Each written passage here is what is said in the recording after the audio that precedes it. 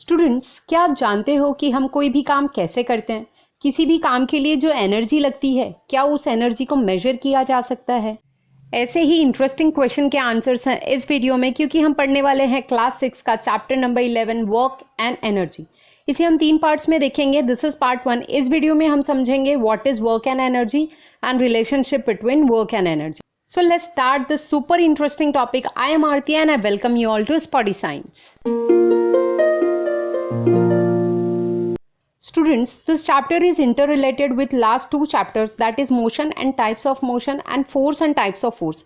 अगर आपने ये दोनों चैप्टर ठीक से नहीं समझा है तो गो एंड वॉच इट। ये आपको मिलेंगे मेरे चैनल की प्लेलिस्ट में। प्लेलिस्ट का नाम है क्लास 6 साइंस, जहाँ पे आपको साइंस की और वीडियोस मिल जाएगी। Do check it out. Let's first answer this few questions by observing this figure. What actions are seen in this picture? आपको क्या क्या actions इस पिक्चर में दिख रहे हैं? ये बॉय व्हील को मूव कर रहा है, ये गर्ल बैग उठा रही है, ये गर्ल बॉक्स को खींच रही है, इस आदमी ने वुडन लॉग उठाया है, ये बॉय ने धनुष से बाण को छोड़ा and somebody is pressing this sponge. So ये थे सारे actions in this picture. Now the second question is a force being applied while doing each action. So the answer is yes. Her action को करने के लिए कुछ ना कुछ force लगा है. The third question is in the various action in this picture has the object changed its original position? So the answer is yes. हर एक action में object का place change हुआ है. So that means यहाँ हर एक action में कुछ ना कुछ force लगा है and displacement हुआ है. तो हम कह सकते हैं कि यहाँ work done हुआ है. So इससे हम work को कैसे define कर सकते हैं? देखो, when an object is displaced by applying a force on it, work is said to be done. Simple. Once again, when an object is displaced by applying a force on it, work is said to be done. इसे और अच्छे से समझने के लिए we gonna do one activity. See what you have to do. आपको 3 चीज़ें करनी है. नंबर 1, आपको एक बॉक्स को रस्सी बांधकर खींचना है about 10 meters in a straight line. Number 2, उस बॉक्स में 20 बुक्स रखने हैं एंड देन फिर आपको 10 मीटर्स तक खींचना है. नंबर 3, अगेन आपको बुक्स वाले बॉक्स को 20 मीटर्स तक खींचना है एंड देन आपको ऑब्जर्व करना है कि आपने क्या एक्सपीरियंस किया, किसमें सबसे ज़्यादा फोर्स लगा. सो द आंसर इज जब आपने बॉक्स को विद बुक्स 20 मीटर्स तक खींचा, right. So what we understood from this, पहले 2 सिनेरियो में डिस्टेंस सेम था 10 metres. So we can say more work is done for the same displacement when more force is applied to do the work. By looking at the last scenario, जब box का वजन उतना ही था and distance बढ़ गया, that was 20 meters. So we can say if the same force is applied for more displacement, more work is done by the force. So I hope these things are clear to you.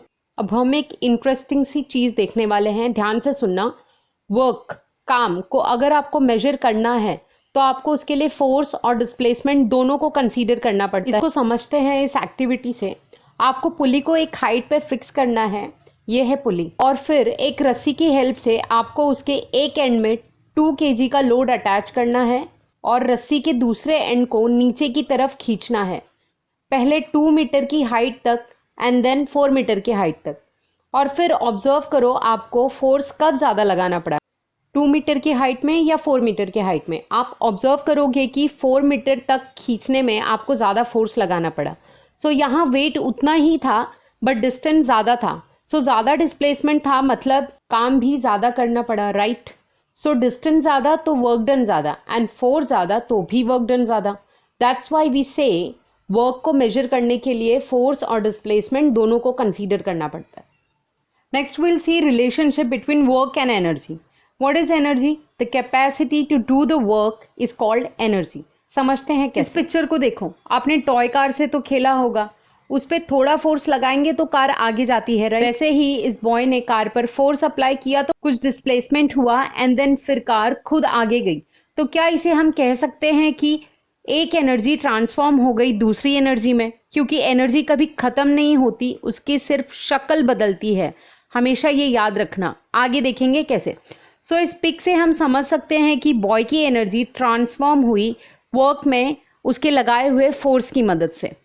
अब अगर energy की बात करें तो हर एक की energy अलग अलग होती है. लाइक फॉर एग्जांपल, अगर आपसे कहा जाए ग्राउंड का चक्कर लगाने को अपने फ्रेंड्स के साथ, तो आप कितने चक्कर लगा पाओगे, या आपके फ्रेंड्स कितना चक्कर लगा पाएंगे? क्या सबकी भागने की कैपेसिटी सेम है? मे बी आप 2 राउंड में थक जाओ, कोई आपका फ्रेंड 3 राउंड लगा लेगा, कोई 4, या फिर मे बी कोई एक ही राउंड में थक जाए, तो सबकी जो कैपेसिटी है भागने की या कोई काम करने की वो अलग अलग होती है, और इसी कैपेसिटी या काम करने की क्षमता को हम कहते हैं energy. So the definition is the capacity to do the work is called energy. अब हमने जो बात की थी वर्क को मेजर करने की, उसे हम किस यूनिट में मेजर करेंगे? जैसे हम हाइट को मेजर करने के लिए मीटर, सेंटीमीटर, फीट, वजन के लिए ग्राम, किलोग्राम, इन यूनिट्स को यूज करते हैं, वैसे ही वर्क के साथ साथ हम एनर्जी को भी मेजर कर सकते हैं, और वर्क एंड एनर्जी दोनों का यूनिट है जूल इन एसआई सिस्टम। अब ये सिस्टम अलग अलग हैं, एमकेएस सिस्टम, सीजीएस सिस्टम, हर क्लास में समझेंगे उसे। अभी के लिए समझ लो वर्क एंड एनर्जी दोनों का यूनिट है joule in SI system. Was all about today's video. So हमने क्या क्या देखा? Work means when an object is displaced by applying a force on it, work is said to be done. And work को measure करने के लिए force और displacement दोनों को कंसीडर करना पड़ता है। And energy means the capacity to do the work, and work और एनर्जी दोनों का यूनिट है joule in SI system. So that was all about today's video. Video पसंद आई हो तो लाइक कर देना, अपने फ्रेंड्स के साथ शेयर कर देना और चैनल को सब्सक्राइब कर लेना। Thank you for watching, see you in the next video.